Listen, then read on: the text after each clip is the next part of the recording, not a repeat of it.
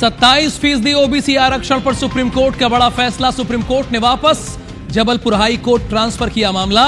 MP में 14% से बढ़ाकर 27% किया गया था ओबीसी का आरक्षण।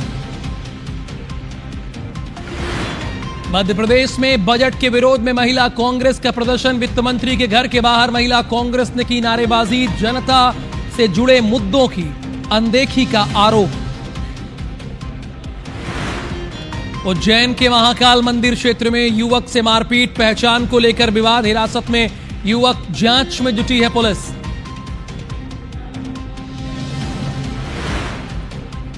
जबलपुर में शेयर ट्रेडिंग के नाम पर डॉक्टर से 3 करोड़ रुपए का फ्रॉड।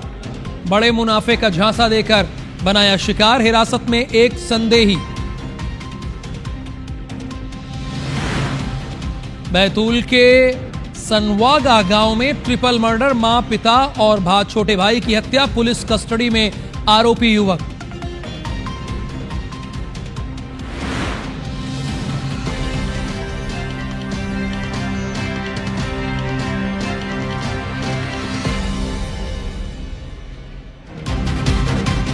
नमस्कार, मेरा मध्य प्रदेश में आप सभी दर्शकों का बहुत स्वागत है। मेरा नाम राहुल सौमित्र है। भोपाल से खबर यह है कि विधानसभा में जोरदार बहस हुई है।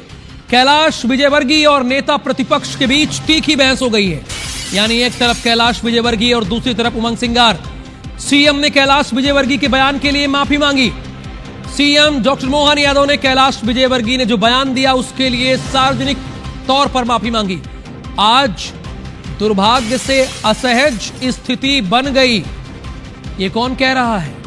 नरेंद्र सिंह तोमर, विधानसभा के स्पीकर। सीएम ने कैलाश विजयवर्गीय के बयान के लिए माफी मांगी है।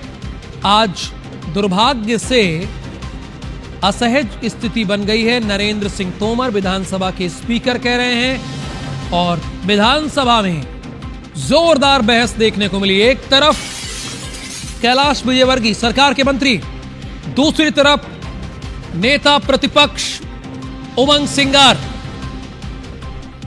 यह बड़ी इंपॉर्टेंट खबर है। चलिए, कम से कम मध्य प्रदेश की विधानसभा में बहस तो देखने को मिली, वरना बाइकआउट हो जाता था। सदन कब चलती थी ये किसी को पता नहीं होता था। अब जानेंगे अपने मैनेजिंग एडिटर प्रवीण दुबे जी से कि यह बहस किस बात को लेकर हुई है। क्योंकि मध्य प्रदेश ये जानना चाहता है, यह मुद्दा मध्य प्रदेश से जुड़ा हुआ था या अपनी ईगो की बात थी। कैलाश विजयवर्गीय और नेता प्रतिपक्ष उमंग सिंगार के बीच ऐसा क्या हो गया कि तीखी बहस हुई? क्या यह एक सामाजिक मुद्दे को लेकर, जनता के मुद्दे को लेकर तीखी बहस हुई? और ऐसा कैलाश विजयवर्गीय ने क्या कहा विधानसभा के अंदर कि सीएम को माफी मांगनी पड़ी?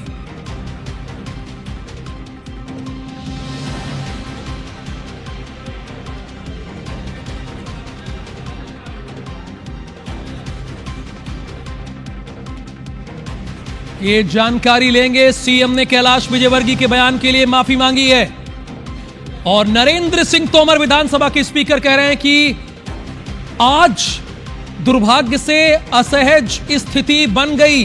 तो मध्य प्रदेश ये जानना चाहता है, मेरा मध्य प्रदेश के जरिए, कि ऐसा क्या हुआ कैलाश विजयवर्गीय और नेता प्रतिपक्ष उमंग सिंगार के बीच में? किस बात को लेकर तीखी बहस हुई? और जैसा कि आप देख रहे हैं हमारी स्क्रीन पर, हमारे मैनेजिंग एडिटर से थोड़ी देर बाद शहमाद तो प्रस्तुत होगा, लेकिन मैं आपसे जानना ही चाहता हूं प्रवीण जी कि क्या हो गया कैलाश विजयवर्गीय और उमंग सिंगार के बीच में? किसी सामाजिक मुद्दे को लेकर या भागीरथी पूरा वाले मुद्दे को लेकर? किस बात पर यह बहस हुई? देखिए राहुल, ये बहुत असाधारण स्थिति बनी आज सदन में। ये अमूमन इस तरह की स्थिति कभी नहीं बनती है।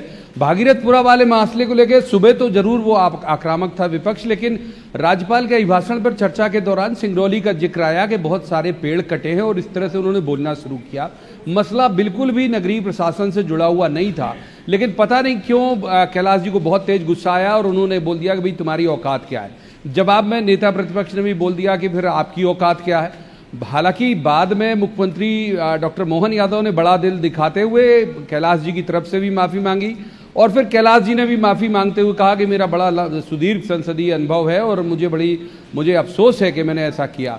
क्योंकि स्पीकर ने बहुत आपत्ति उठाई। स्पीकर ने साफ तौर पर यह कहा कि कैलाश विजयवर्गीय जैसे सीनियर मेंबर से ऐसी उम्मीद नहीं की जाती, क्योंकि आप जानते हैं एक प्रोटोकॉल होता है सदन के अंदर का कि सबसे बड़ा ताकतवर पद है वो स्पीकर का है, नंबर सेकंड सदन के नेता यानी मुख्यमंत्री का है, और उसके बाद नेता प्रतिपक्ष का है। बाकी सारे पद गौड़ हो जाते हैं वहाँ। तो जाहिर बात है कि प्रोटोकॉल के लिहाज से नेता प्रतिपक्ष का पद बड़ा है, और उनसे अगर इस तरह से औकात के बारे में कहा जाएगा तो संसदीय स्थिति बन जाती है, संसदीय पूरी गरिमा तार तार हो जाती है। तो इस मामले में हम ये कह सकते हैं कि बड़ा दिल दिखाया मुख्यमंत्री ने। उन्होंने फिर माफ़ी मांगी, उन्होंने कहा कि मैं माफ़ी मांगता हूं अपने मंत्री सहयोगी की तरफ से, जब स्पीकर ने आपत्ति जताई राहुल उस पर। बिल्कुल, बहुत धन्यवाद इस पूरी जानकारी के लिए आपका। यानी नगरीय प्रशासन का मुद्दा भी नहीं था, लेकिन कैलाश विजयवर्गीय खड़े हुए और नेता प्रतिपक्ष को उन्होंने कहा कि तुम्हारी औकात क्या है, ये कहा, और उसके प्रत्युत्तर में नेता प्रतिपक्ष में ने भी कह दिया कि तुम्हारी औकात क्या है। सीएम ने बड़ा दिल दिखाया, बीच में आए, इंटरप्ट किया, उन्होंने कहा सॉरी ये गलती हुई, और नेता प्रतिपक्ष को जो कहा गया कैलाश विजयवर्गीय के द्वारा, उसके बाद विधानसभा के स्पीकर ने भी कहा कि यह स्थिति असहज हो गई। देखिए, विधानसभा के अंदर जहां जनता के मुद्दों की बात होनी चाहिए, अगर वहां आप किसी की औकात पूछेंगे तो ये तो ठीक नहीं है ना। किसी की औकात थोड़ी पूछ सकते हैं। ओबीसी आरक्षण जो है अब हाई कोर्ट रिटर्न हो गया है, सुप्रीम कोर्ट से हाई कोर्ट रिटर्न हुआ है, इसीलिए हमें यहां पर लिखना पड़ा है। मध्य प्रदेश के 27% ओबीसी आरक्षण मामले में सुप्रीम कोर्ट ने महत्वपूर्ण आदेश दिया।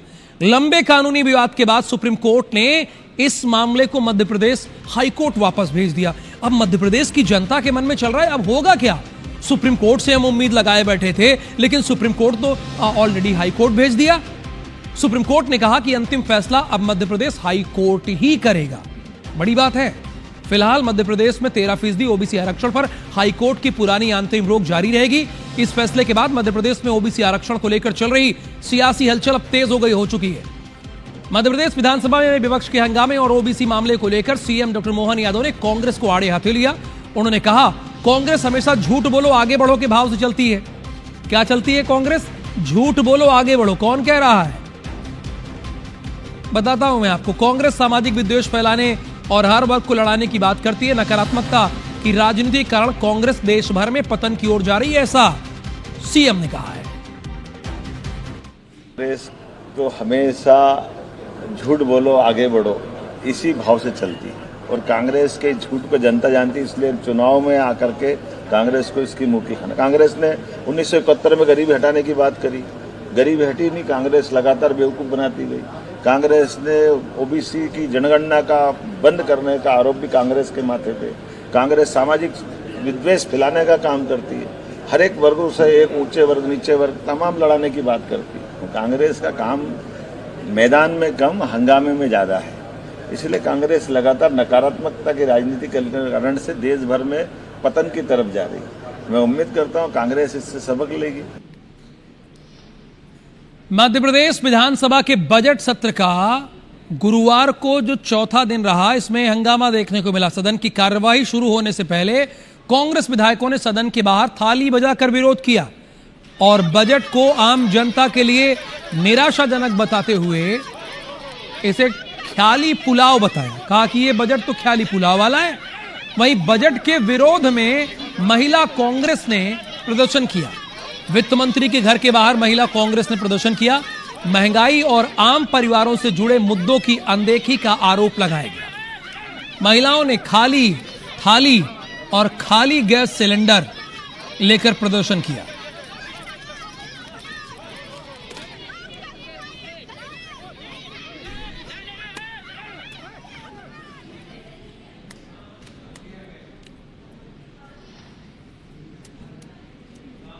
महिला के लिए कर रहे हैं, महंगाई कम कर रहे हैं, आटे के भाव कम कर रहे हैं, तेल का भाव कम कर रहे हैं, पेट्रोल का भाव कम कर रहे हैं, वेट कम कर रहे हैं। बच्चों का स्कूल के लिए हम लोग ने ये कदम उठाया। कहाँ है बताइए मुझे? ये तो सिर्फ कागज पे है। हमको जाके उनको भेंट करेंगे। जो आपने हमको खाली थाली दी है, ये हमारी खाली थाली है, हम कैसे करेंगे? इसका ये कागज पर राहत है। घर में आफत है, कागज पर सिर्फ चीज है। वोट लिया, बहनों का दाम बढ़ाया, तेलों का, लाडली बहना रोती है, महंगाई क्यों होती है? सुर्खियों में रहने वाले पूर्व आईएएस अधिकारी नियाज खान ने केंद्र सरकार से मुस्लिम प्रतिनिधित्व बढ़ाने की अपील की है। उन्होंने सोशल मीडिया प्लेटफॉर्म एक्स पर लिखा है कि बांग्लादेश में लगभग 1 करोड़ हिंदू होने के बावजूद 2 मंत्री बनाए गए हैं, जबकि भारत में लगभग 20 करोड़ मुस्लिम आबादी होने के बावजूद केंद्र सरकार में एक भी मुस्लिम मंत्री नहीं है। नियाज खान के बयान पर सियासत शुरू हो गई है। कांग्रेस विधायक फूल सिंह बरैया खड़े रहते हैं समर्थन देने के लिए, उन्होंने समर्थन दिया और कहा कि संविधान के अनुरूप आबादी के अनुसार प्रतिनिधित्व होना चाहिए। वहीं भाजपा विधायक रामेश्वर शर्मा ने कहा कि संसद में प्रतिनिधि धर्म या जाति के लिए नहीं बल्कि देश के लिए काम करते हैं।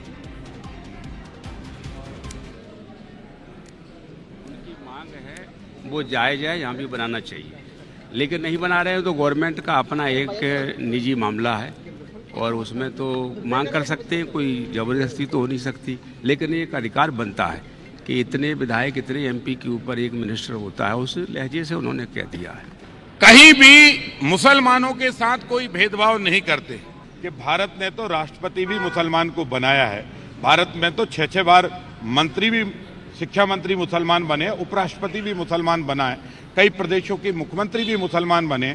मुसलमान होने के नाते मुसलमान की चिंता मत करो, केवल चिंता करो तो बाबा साहब अम्बेडकर के संविधान की करो।